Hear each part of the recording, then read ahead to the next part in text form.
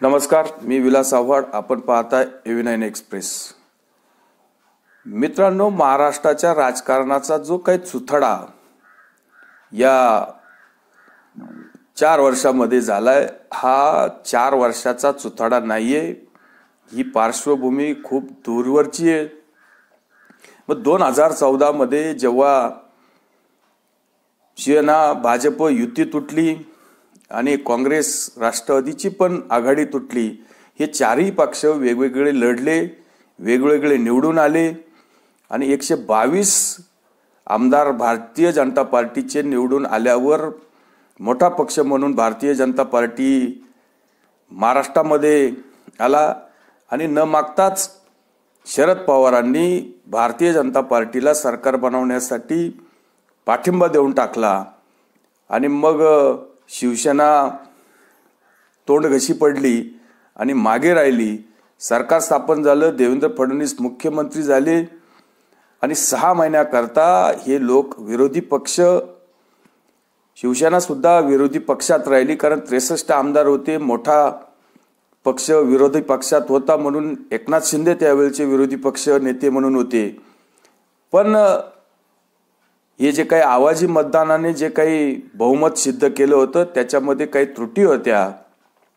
हरिभाऊ बागडे सभापती होते आणि त्याच्यामध्ये गोंधळामध्ये जो काही आवाजी मतदानाने जे बहुमत सिद्ध केलं होतं फडणवीसांनी, त्यावर काही आक्षेप प्रकाश आंबेडकरांनी घेतले होते, याचिका दाखल केली होती. नंतर भारतीय जनता पार्टीच्या पण लक्षात आलं की हे पुढे अडचणीत येऊ शकतं, म्हणून त्यांनी उद्धव ठाकरेंना परत हाताळलं.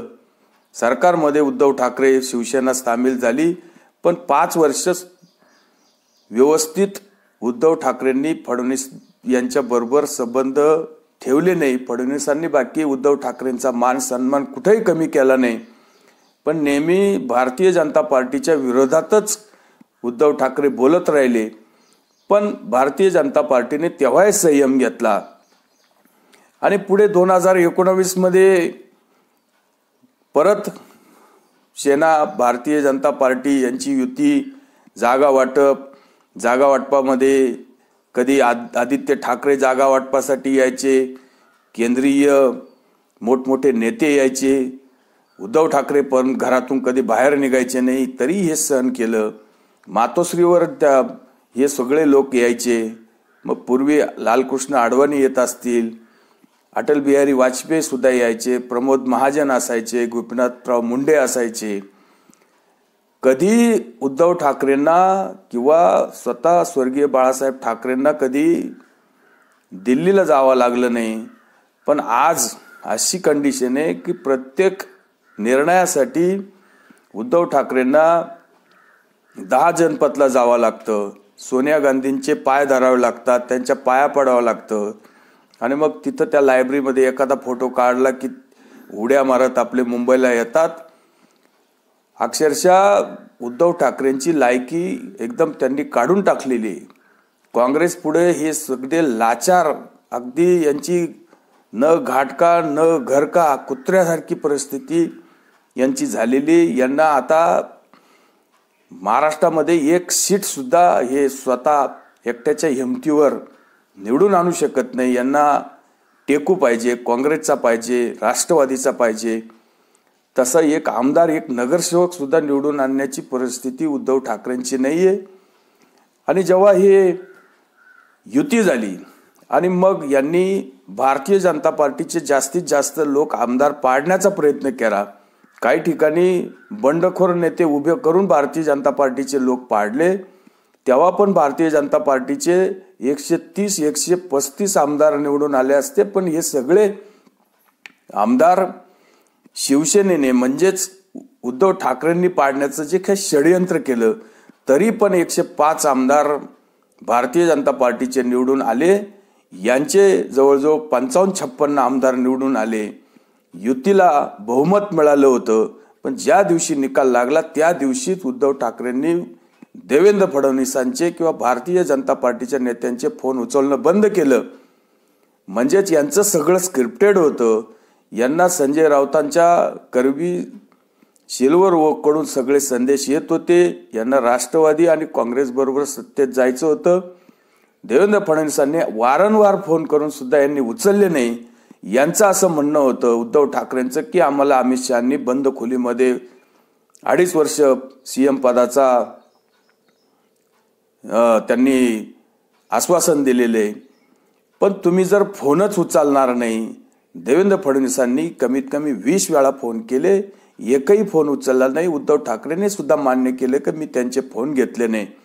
जर अमित शहांनी जर असं आश्वासन दिलं असेल की नाही दिलं असेल, पण तुम्ही फोनवर ह्या गोष्टी बोलायला पाहिजे होत्या. कदाचित देवेंद्र फडणवीसांनी 2.5 वर्षाचा काय पण 5 वर्षाचा सुद्धा शिवसेनेचा मुख्यमंत्री केला असता. कारण अनेक ठिकाणी भारतीय जनता पार्टीने घटक पक्षांना सीएम पद दिलेले, त्याच्यामुळे उद्धव ठाकरेंना दिलं नसतं किंवा शिवसेनेला दिलं नसतं.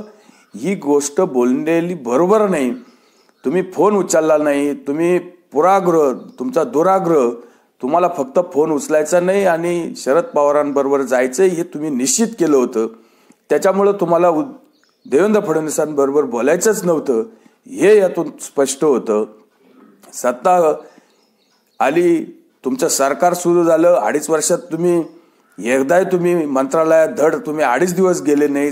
लोकांचे कामं पेंडिंग होते. कुठल्याही आमदाराला तुम्ही भेटत नव्हते, मंत्र्याला तुम्ही स्वतःच्या भेटत नव्हते, लोकांना निधी भेटत नव्हता. लोक कंटाळून शेवटी तुमच्याकडून 20 जून 2022 रोजी लोक जेव्हा सुरत मार्गे गुवाहाटीला गेले तेव्हा तुमच्या लक्षात आलं की आपल्या पक्षाचं किती वाटोळं झाले. पण ही गोष्ट राज्यसभेचं निवडणूक आणि विधान परिषदेची निवडणूक याच्यामध्ये जेव्हा भारतीय जनता पार्टीचे जादाचे लोक निवडून आले तेव्हाच सिद्ध झाली होती की या काँग्रेस, राष्ट्रवादी आणि शिवसेनेमध्ये एकोपा राहिलेला नाही. यांच्यात अनेक गट तयार झालेले, यांचे विचार आता एकत्र नाही. आणि जे काही 2.5 वर्षामध्ये काही घटना काँग्रेसच्या झाल्या, नाना पटोलेंनी सभापतीचा राजीनामा दिला. या सभापतीपद सुद्धा नंतर हे आघाडीचं सरकार भरू शकलं नाही. राज्यपालांनी वारंवार यांना सल्ले दिले की तुम्ही सभापती पद भरा, निवडणूक घ्या. तरी पण हे उरफाटे उत्तर उद्धव ठाकरे राज्यपालांना देत होते की तुम्ही तुमचं काम करा, आम्ही कधी काय करायचे आम्ही ठरवू. म्हणजे अशा पद्धतीने सुद्धा उद्धव ठाकरे सरकारमध्ये वागले आणि याचा तोटाच उद्धव ठाकरेंना झाला. आणि नंतर जे काही त्यांनी कोर्ट मॅटर असेल, सगळ्या निवडणूक आयोग असेल, मग शिंदेचं सरकार स्थापन झालं. शिंदेच्या विरोधात यांच्या याचिका, न्यायालयात याचिका, सुप्रीम कोर्टात, निवडणूक आयोगात. मग आता आपण बघितलं की यांचं सरकार तर स्थापन झाल्यावर यांनी जे काही फक्त शिव्याशाप, याला गद्दार, त्याला खोके, हे बोके, फक्त वाईट बोलून जर समजा तुम्हाला सहानुभूती लाटायची असेल तर तुम्हाला लोकांबरोबर चांगलं बोललं पाहिजे. लोकांना तुम्ही फक्त माझा बाप चोरला, माझा पक्ष चोरला आणि सगळे गद्दार आणि आपण बाकी साव. पण आपण सुद्धा गद्दारी केलेली आहे. आपण नरेंद्र मोदींचा फोटो लावून 56 आमदार निवडून आले आणि निवडणूक निकाल जाहीर झाल्यावर बाकी आपण शरद पवारांच्या आणि सोनिया गांधींच्या शेजारी जाऊन बसला, त्यांच्याबरोबर सरकार बनवलं. तेव्हा आपण पण जेवढी गद्दारी केलेली आहे, तुम्ही एकनाथ शिंदेंना गद्दार म्हणतात, तुम्ही अजित पवारांना गद्दार म्हणतात आणि तुम्ही देवेंद्र फडणवीसांना गद्दार बोलतात, तेव्हा तुम्ही पण गद्दारी केलेली आहे. आणि महाराष्ट्राला सुद्धा कळाली पाहिजे, महाराष्ट्राच्या जनतेला कळाली पाहिजे की भारतीय जनता पार्टीने कुठली चूक केली होती. भारतीय जनता पार्टीने यांना काही म्हटलं होतं का तुम्ही सरकारमध्ये सामील होऊ नका, तुम्हाला आम्ही मंत्रिपद देणार नाही, तुम्हाला दुनिया देणार नाही. पण निकाल लागल्यावर तुम्ही भारतीय जनता पार्टीच्या पाठीत खंजीर खुपसून तुम्ही शरद पवारांच्या मांडीवर जाऊन बसला आणि संजय राऊतांनी तुमचं अख्खं वाटोळं केलं. ही गोष्ट तुम्ही जनतेला सांगायला पाहिजे. निवळ तुम्ही लोकांना शिव्या द्यायच्या आणि टोमणे मारायचे आणि शिव्या शाप द्यायच्या वेडं-वाकडं बोलायचं एवढा धंदा उद्धव ठाकरेंना राहिलेला आहे. आणि पुढे यांचं जे काही वाटोळं व्हायचं ते झालं. यांचा पक्ष निवडणूक आयोगाने पण एकनाथ शिंदेंना देऊ केला आणि सुप्रीम कोर्टाने पण त्याच्यावर सुप्रीम मोहर लावली. नंतर विधानसभेच्या अध्यक्षांनी पण आता आपण बघितलं की शिवसेना नाव, शिवसेनेचं पक्षचिन्ह हे उद्धव ठाकरेंना सांभाळता आलं नाही आणि ते एकनाथ शिंदेंना जवळजवळ बहाल केले. आता शिवसेना ही एकनाथ शिंदेंची, शिवसेना ही उद्धव ठाकरेंची राहिली नाही, याच्यावर शिक्कामोर्तब झालं. आता यापूर्वी सुद्धा जेव्हा आघाडीचं सरकार स्थापन व्हायच्या अगोदर काही दिवस राष्ट्रपती राजवट होती. 2.5 वर्षाचं हे सरकार स्थापन होण्याच्या अगोदर जेव्हा सरकार होत नव्हतं त्या मुदतीत तर राज्यपालांनी राष्ट्रपतीकडे शिफारस केल्यावर काही दिवस राष्ट्रपती राजवट होती. इथं तुम्ही पहाटेचा शपथविधी बघितला असेल. 2.5 दिवसाचं सरकार, ही स्क्रिप्ट सुद्धा शरद पवार नरेंद्र मोदींना भेटतात, तिथं अमित शहांना बोलवलं जातं आणि अर्धा 1 तासाची ह्या 3 लोकांमध्ये मीटिंग होते आणि हे 2.5 दिवसाचं सरकार सुद्धा शरद पवारांच्या सल्ल्यानुसार होत असतं. तिथं सुद्धा शरद पवारांनी शब्द दिला होता की मी तुमच्या बरोबर यायला तयार आहे, तुम्ही राष्ट्रपती राजवट उठवा, अजितला बरोबर घ्या, शिवसेनेला बाहेर ठेवा. ह्या सगळ्या गोष्टी स्क्रिप्टेड होत्या. 2.5 दिवसाचं सरकार किंवा जो पहाटचा शपथविधी होता, ही सुद्धा गोष्ट शरद पवारांना माहिती होती आणि अजित पवार तसं शपथविधी घेऊ शकत नव्हते. पण अजित पवारांना सुद्धा तोंडावर पाडण्याचं काम शरद पवारांनी केलं आणि मोठी चूक म्हणजे नरेंद्र मोदींनी आणि अमित शहांनी सुद्धा शरद पवारांवर विश्वास टाकला. ही सुद्धा त्यांची फार मोठी चूक झाली आणि त्या गोष्टीचं शासन भारतीय जनता पार्टीला नक्की झालं. पण देशाचे पंतप्रधान आणि अमित शहा हे सुद्धा कच्च्या गुरूचे चेले नाही. त्यांनी केशुभाई पटेलांना सुद्धा अगदी गुळ देऊन गुजरातच्या राजकारणातून बाहेर काढलं. तर शरद पवार, उद्धव ठाकरे ही गोष्ट फार काही मोठी नाही आणि त्यांनी पण ठरवलं की यांना आता राजकारणात नाही, यांच्या घरातच ठेवायचं नाही, यांच्या पक्षात सुद्धा ठेवायचं नाही. आणि व्यवस्थितपणे यांचा जो कार्यक्रम लावला आणि मग हे सगळं स्क्रिप्टेड आहे. हे जेव्हा तुम्ही एखाद्या प्रामाणिक माणसांना तुम्ही दगा देतात तेव्हा तुम्ही किती मोठी चूक करतात हे तुमच्या लक्षात येईल.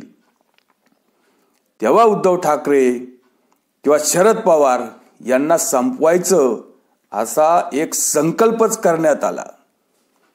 मग एकनाथ शिंदे असतील किंवा अजित पवार असतील यांना पण एक टास्क दिला की तुम्ही प्रत्येक जण तुमच्या पक्षामधले 2/3 आमदार फोडा, 40 पेक्षा जास्त आमदार फोडा आणि जो पहिल्यांदा हे कार्य करील तो या राज्याचा मुख्यमंत्री होईल. एकनाथ शिंदेंनी पहिलं केलं, मुख्यमंत्री झाले आणि 1 वर्षभर अजित पवार लोकांना विश्वास देऊ शकले नाही.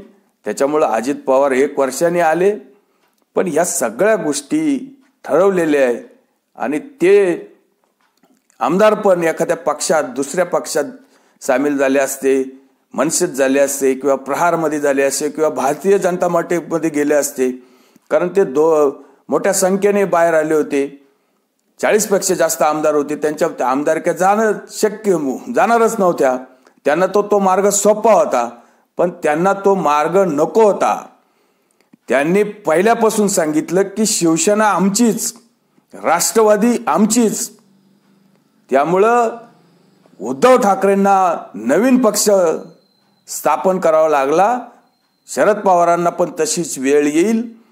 त्यामुळं जी काही गोष्ट तुम्ही उद्धव ठाकरे असतील किंवा शरद पवार असतील, तुम्ही नरेंद्र मोदी आणि अमित शहांना जेव्हा तुम्ही त्यांचा विश्वासघात केला तर तेव्हा ते सुद्धा ही गोष्ट एकाएकी विसरत नाही. त्यांनी सुद्धा ठरवलं की या दोन माणसांना यांचा स्वतःचा पक्ष सुद्धा ठेवायचा नाही, ही गोष्ट तुम्हाला सांगायची होती.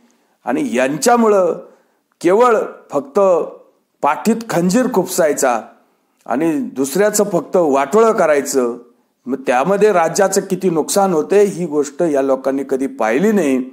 फक्त सत्ता आणि आपलं वारसदार आणि यांचं भलं कसं होईल आणि आपल्याला पैसे कसे त्याच्यातून मिळतील, 7 पिढ्यांचं कसं कमावता येईल, ही गोष्ट हे लोक बघत असतात. ही जनता पण बघते आणि म्हणून यांच्या पक्षाचं वाटोळं झालं आणि यांच्या हातात यांनी स्वतः बनवलेले, अर्थात उद्धव ठाकरेंचा आयत्या पिठावर रेगा होत्या, पण शरद पवारांचा स्वतःचा पक्ष स्वतःच्या हातातून गेला आणि उद्धव ठाकरेंना आपल्या वडिलांचा पक्ष सांभाळता आला नाही. इतकंच आपल्याला सांगायचं होतं. तुर्तच थांबतो. व्हिडिओ आवडला असेल तर लाईक करा, शेअर करा. धन्यवाद.